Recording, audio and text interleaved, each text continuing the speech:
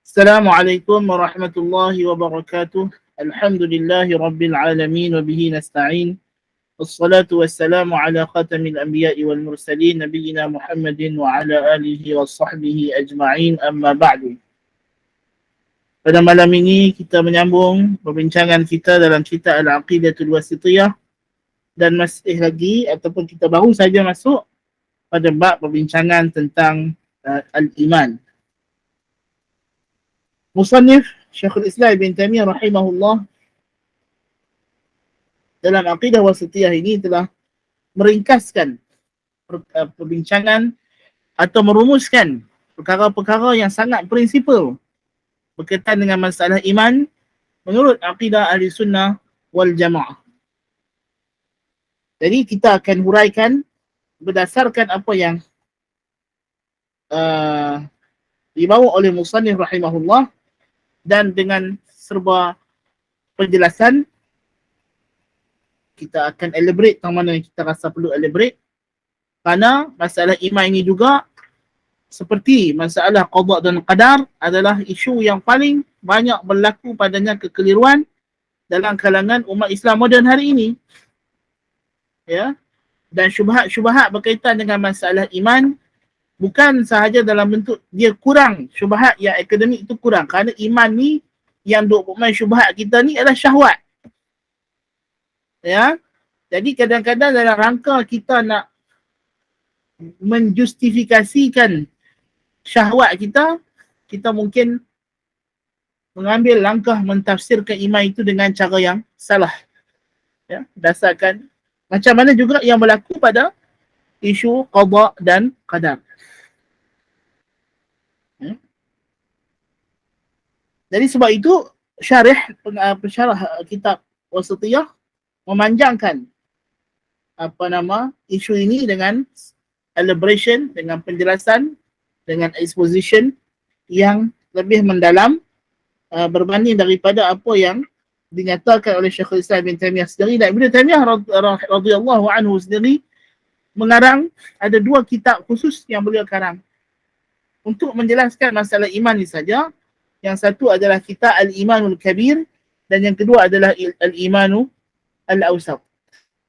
Bayangkan, Ibn Taimiyah sendiri mengarang 2 kitab khusus yang tebal jilidnya, ya, untuk menjelaskan masalah iman ini sahaja. Ya. Jadi elaboration yang kita akan bawa ni pun bukanlah kita ambil daripada orang lain dan sebagainya. Kita hanya nak nukil balik apa yang dia elaborate, apa yang Syekhul Islam Ibn Taimiyah perpanjangkan di kitab-kitab beliau yang lain, supaya kita dapat lebih jelas berkenaan dengan isu iman ini.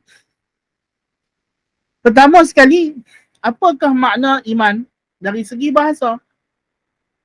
Kerana kita tahu bahawa istilah syar'i terikat dengan istilah lughawi. Maksud yang syarak gunakan secara asasnya adalah apa yang difahami oleh orang Arab. Kerana Al-Quran turun dengan bilisanin arabiyyin mubin. Jelas Al-Quran, Allah Ta'ala kata Al-Quran turun dengan bahasa Arab. Jadi cara kita nak faham Al-Quran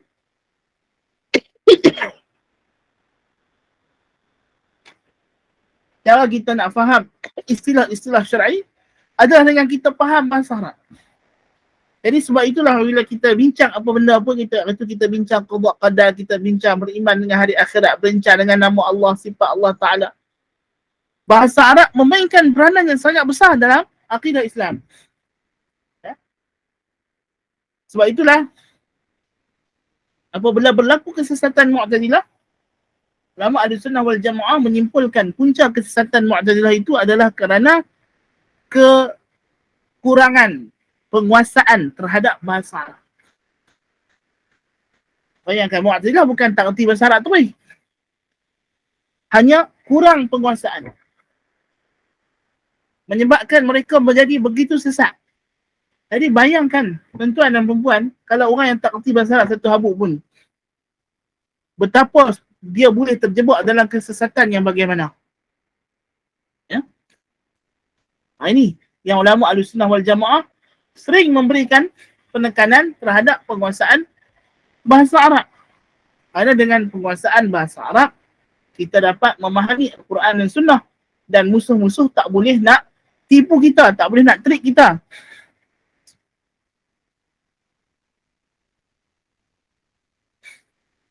Macam kita berniaga dengan orang Cina, kalau kita boleh cakap Cina, dia tak berani tipu kita. Kalau kita berhubungan, buat bisnes dengan orang Mak Saleh, kita boleh cakap orang putih, dia tak berani tipu kita. Ya?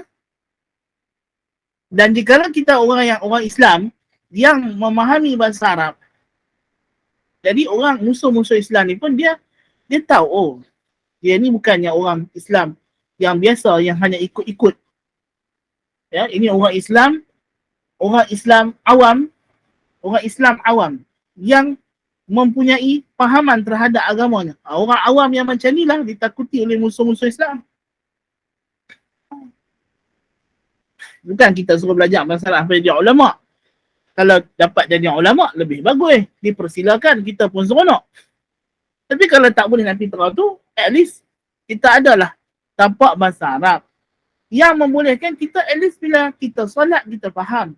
Supaya bila kita faham bahasa Arab, bila kita beribadah, kita baca Quran, kita tidak mengalami al-jafafur ruhi. Kita tidak mengalami apa yang disebut sebagai kekeringan spiritual.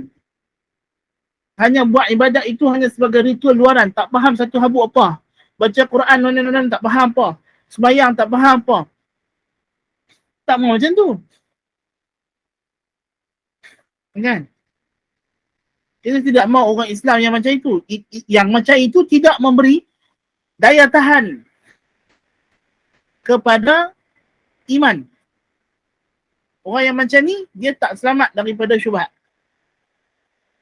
Dia tidak sejahtera daripada gangguan-gangguan musuh-musuh Islam. Kan?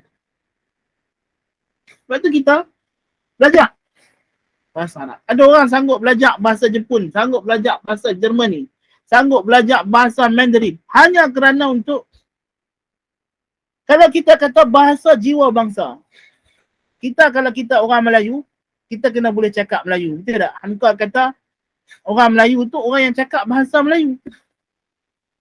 Kan? Kalau orang Melayu itu lebih banyak cakapnya I dan you, belum tentu dia jadi orang Melayu. Boleh jadi dia bawa pemikiran orang putih masuk dalam masyarakat. Jadi tali barut Inggeris. Kan? Bahasa jiwa bangsa. Bahasa Arab ialah jiwa kepada bangsa Islam. Ya, sebagai Muslim. Identiti Muslim. Kalau bahasa Melayu adalah identiti orang Melayu, maka bahasa Arab adalah identiti orang Islam. Ya. Kita tengok hari ni, ada tak padri, kardinal, Vatican ataupun Roman Catholic yang tidak menguasai bahasa Itali ataupun bahasa Greek masalahnya. Biblical Greek. Tak mungkin. Ya, dia tidak akan diangkat menjadi ulama tanpa dia menguasai bahasa Arab ini. Ya. Ulama mereka lah maksudnya. Jadi ulama Kristian kan. Pasal kitab asal mereka ialah dipahami berdasarkan Biblical Greek ni. Walaupun telah di-translated kepada English dan sebagainya. Ya. Bagi mazhab Roman Katolik lah. Nah. Jadi dalam Islam sama juga. Bahasa Arab adalah identiti syariah. Atau kata Syatibi, syariatu Arabiyah. Syariat Islam ni Arab.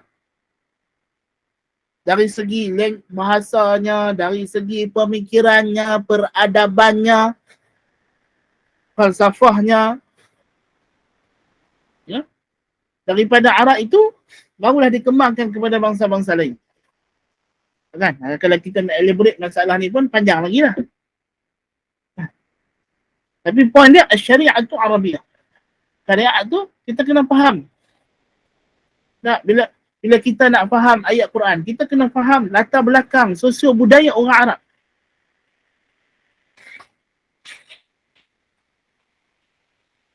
Pasal apa Allah sebut afala yanzuruna ila al-ibli kayfa khuliqat wa ila as-sama'i kayfa rufi'at wa ila al-jibali kayfa nusibat wa ila al-ardi kayfa sutihat. Tang mana kekuatan penghujahan ayat ini pada dalil kewujudan Allah Subhanahu wa taala. Jadi macam mana kita nak faham kekuatan penghujahan logika pada ayat afala yanzuruna ila al-ibli kayfa khuliqat? Alah, kita kena faham orang Arab punya budaya masa dia musafir, dia naik unta. Kan? Di kiri kanan dia gunung ganang, atas kepala dia langit, depan dia ialah permukaan bumi.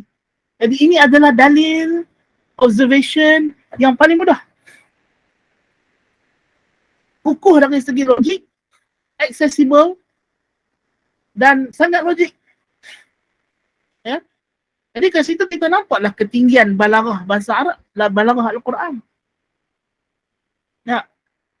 Al-Quran dia bukan jenis suka buat benda rumit-rumit. Kan? Sebab kita tahu bahasa Arab ni semakin mudah percakapan seseorang, semakin simple, semakin singkat, dia semakin fasih.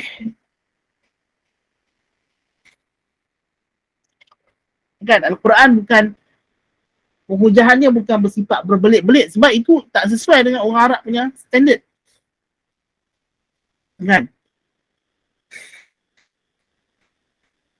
Jadi memahami bahasa Arab itu adalah memahami syariah. Memahami syariah. Kan? Dan kalau kita boleh memahami bahasa Arab, kita akan lebih mudah faham agama. Akan lebih mudah faham agama. Kita tak boleh nak bergantung kepada terjemahan ni. Terjemah macam mana pun dia takkan sama. Kefahaman kita kepada agama takkan sama dengan kita baca daripada original source. Kan? Sebab tu kalau kita yang ambil buat tesis ke apa ke, mesti kalau kita nak buat satu tajuk berkenaan kajian pemikiran tentang seseorang atau apa tajuk, mesti rujuk kepada original source. Ada seorang kawan, dia nak buat tajuk pasal Hegel, perbandingan falsafah Hegel dengan Ibn Khaldun. Tapi Hegel orang Jerman. Walaupun buku Hegel banyak diterjemahkan ke dalam bahasa Inggeris, tetapi penterjemah menterjemahkan falsafahnya bukan menterjemah ayat, perkataan. Dia menterjemah falsafah Hegel based on apa yang dia fahami. Betul tak? Jadi kawan kami ni, kalau dia berniat nak teruskan juga, nak tulis pasal Hegel ni, nak buat juga tesis tajuk Hegel ni, dia diminta, require untuk merujuk karya-karya Hegel yang asal dalam bahasa Germany. So dia nak kena dia ambil pula kursus bahasa Germany. Kan? Jadi kita merujuk bahasa asal. Bolehkah kalau satu orang nak kaji pasal silat, tapi dia satu habuk bahasa Melayu pun dia tak faham. Macam mana dia nak faham jampi-jampi serapah dalam silat? Adakah benda tu sesuai tak sesuai dengan syarak? Satu mamat Arab main nak buat kajian tentang penyelewengan akidah dalam amalan silat orang Melayu misalnya. Tapi dia satu batah Melayu tak cakap. Boleh ke? Tak boleh. Dia kena main belajar bahasa Melayu, faham cara orang Melayu, apa makna bila orang Melayu cakap. Apa tadi kalau dia nak kaji bahasa jampi serapah ni, bahasa Sanskrit apa semua, bahasa Melayu lama dah. Orang kita pun tak faham. Kan? Jadi bahasa itu adalah jiwa bangsa. Kan? Kalau kata kita orang Islam, bahasa Arab itu adalah jiwanya yang menjadi ruh kepada Islam.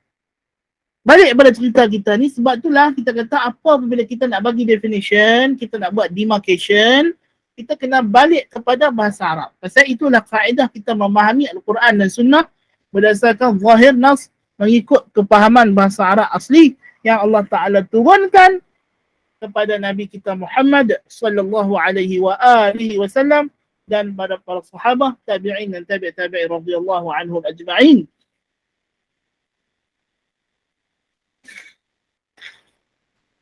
ulama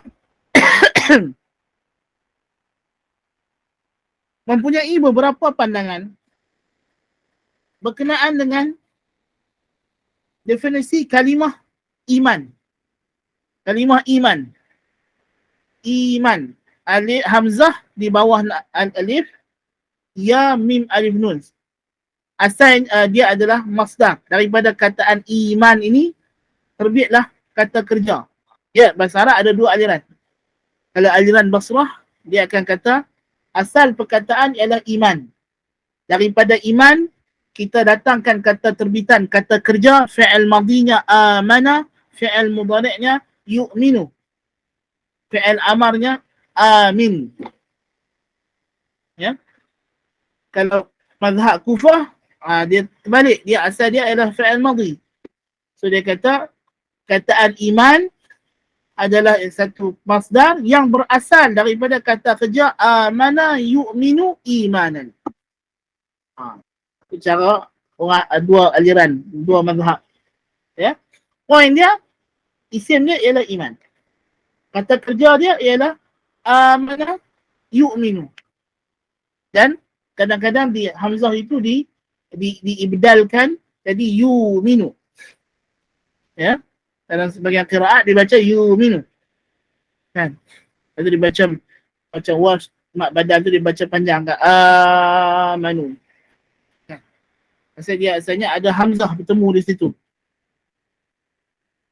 Hamzah yang telah dibadalkan tu dipanggil mat badal. Lepas tu amanu tu dia panggil mat badal, maddul badal. Badal pasal dia asalnya hamzah. Asalnya hamzah. Kan? Lepas tu ditukar jadi alif. Sebab itu sebagian qiraat dia baca 6 harakat pasal alif bertemu dengan dia baca panjang. Hamzah amanu.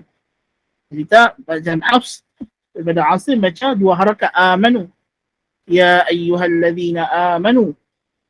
Kan? Baik. Jadi apa asal makna dari segi bahasa apa dia? Kalimah iman ni. Amana yu'minu ni apa makna? Majoriti ulama menyatakan makna dia adalah at-tasdiq. Makna iman adalah at-tasdiq. Yang mana kalimah tasdiq ini adalah masdar bagi fi'il rubai juga, iaitulah saddaqa yusaddiqu tasdiqa. Iaitulah membenarkan, mengiyakan. Mengiyakan. Membenarkan. Ya, sesuatu perkara. Itu makna kalimah iman. Ya. Kalimah iman. Ya. Tetapi datang satu isu ya, berkenaan dengan bila disebut iman itu ialah tasdiq, dipahami tasdiq itu ialah amal qalbi. Jadi tasdik ialah amal qalbi, percaya, benar dalam hati. Maka dia tidak ada kaitan dengan anggota badan. Betulkah macam itu? Jadi golongan Murji'ah menjadikan alasan untuk mereka menafikan, golongan Murji'ah menjadikan alasan, kita dah belajar kan Murji'ah awal kitab dulu. Awal dalam masalah iman Ahlussunnah wal Jamaah pertengahan di antara Murji'ah dengan Khawarij, di antara Wa'idiyah dengan Wa'diyah. Kan? Jadi Murji'ah yang mengatakan amalan tidak ada kaitan dengan iman. Iman hanyalah kepercayaan hati. Dalil di antara dalil asasi mereka ialah tasdik ni, bahawa iman ni makna dia tasdik. Tetapi sebenarnya bila kita melihat penggunaan bahasa Arab bagi kalimah saddaqa yusaddiqu tasdiqan, ia bukan sekadar apa yang percaya di hati, tetapi ia juga ialah apa yang percaya di hati yang mempengaruhi tingkah laku. Apa dalil? Antaranya hadis Nabi sallallahu alaihi wasallam berkaitan dengan Nabi kata, telah ditetapkan bagi setiap tubuh, bahagian tubuh anak Adam itu bahagiannya daripada zina. Maka Nabi kata, Fal-basar zinaha, fal-ainanu zinaha an-nazar. Zina mata ialah melihat. Zina mulut bercakap, zina tangan memegang. Lepas tu Nabi kata wal farju yusaddiquhu aw yukadzibuh. Kemaluan membenarkan atau mendustakan. Jadi akhirnya benda tu sampai ke hati, sampai kepada kemaluan. Adakah kemaluan akan mengambil tindakan untuk melakukan zina yang sebenar-benarnya atau tidak? Al-Hasan al-Basri kata al-imanu laysa bitamanni wala bitahalli walakinnahu ma waqara fil qalb wa saddaqathu al-a'mal. Iman ni bukan dengan angan-angan atau dengan hiasan-hiasan zahir sahaja, tetapi ia apa yang menetap dalam jiwa dan dibenarkan oleh tindakan. Jadi kita dapati orang Arab bila dia sebut tasdiq, saddaqa yusaddiqu tasdiqan, dia tidak menghadkan makna tasdiq itu hanya percaya dalam hati, tetapi dia adalah satu pembenaran dalam hati yang mempengaruhi tindakan. Dan ini penting. Dan sebab itulah Syekhul Islam Ibn Taymiyah bertegas mengatakan kalimah iman maknanya dari segi bahasa ialah iqrar.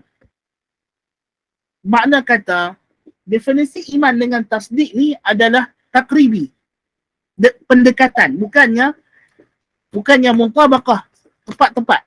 Yang nak dimaksudkan dengan tasdik di sini ialah iqrar, pengakuan. Iaitu dia beriktikad dalam hati benda tu sungguh dan dia mengambil tindakan berdasarkan apa yang dia akui dalam jiwanya. Macam kita kata orang yang iqrar, mengaku satu perkara, dia ada kesan dari segi amalan. Kalau satu orang main dakwah di mahkamah kata tanah rumah dia tu ialah pak saya punya dulu. Kan? Jadi orang yang kena tuduh itu dia kata ya saya mengaku, saya aqrar tu. Apa natijah dia? Adakah cukup dengan dia mengaku betul dia balik rumah tidak? Tak. Dia kena bagi balik, serah balik tanah. Ataupun dia kena beli bayar. Kan? Ada tindakan yang dia kena buat bila dia mengaku akan sesuatu perkara. Jadi itulah, sebab itu Syekhul Islam Ibn Taymiyah kata, sebenarnya iman itu dari segi bahasa ialah iqrar. Dan tidak ada kontradik di antara penafsiran makna iman dengan tasdik dengan iqrar. Kerana Syekhul Islam Ibn Taymiyah bila dia sebut iqrar, dia nak bagi faham kepada murji'ah. Tasdik yang dimaksudkan oleh ulama' adalah iman tu tasdik. Bukan tasdik yang macam hampa faham dalam konsep yang hampa bawa. Sebab sekarang ni murji'ah bila dia tafsirkan iman sebagai tasdik, dia faham tasdik yang telah dipengaruhi oleh ideologi dia, teori dia. Bahawa tasdik itu hanya dalam hati. Itu tak dipahami oleh orang Arab asal. Dalam hadis, ucapan tabi'in, yang mana bahasa Arab mereka ni hujjah. Ya? Tidak, orang kata apa? Tidak bersesuaian. Ya? Kerana orang Arab tidak melihat tasdik itu ada pemisahan dengan tindakan. Bahkan dia adalah satu pengakuan dalam hati yang ada kesan pada tindakan zahir, tindakan luaran. Dan ini penting bila kita nak takrir nanti bahawa iman itu ialah qaulun wa amal. Iman itu adalah komponen yang terdiri daripada percaya dalam hati, iqrar dengan lisan dan beramal dengan anggota badan dan juga beramal dengan hati, perasaan, emosi. Ya? Jadi ini di antara muqaddimah yang mesti kita fahami berkenaan dengan makna iman dari segi bahasa dan konsep pemahaman orang Arab terhadap makna tasdik yang akan memberi kesan kepada cara kita nak menafsirkan makna iman secara syar'i. Baik. Naktafi bihadzal qadar, kita bercukupan dengan qadar itu dulu untuk malam ini insya-Allah. Dan kita akan sambungkan tidak ada arah melintang pada minggu hadapan. Mudah-mudahan Allah Ta'ala mudahkan segala urusan kita. Aqulu qawli hadha wa astaghfirullahal azim li wa lakum. Subhanakallahumma bihamdika asyhadu an la ilaha illa anta astaghfiruka wa atubu ilaik. Wa sallallahu ala Muhammadin nabiyil ummi wa ala alihi wa sahbihi ajma'in. Wassalamualaikum warahmatullahi wabarakatuh.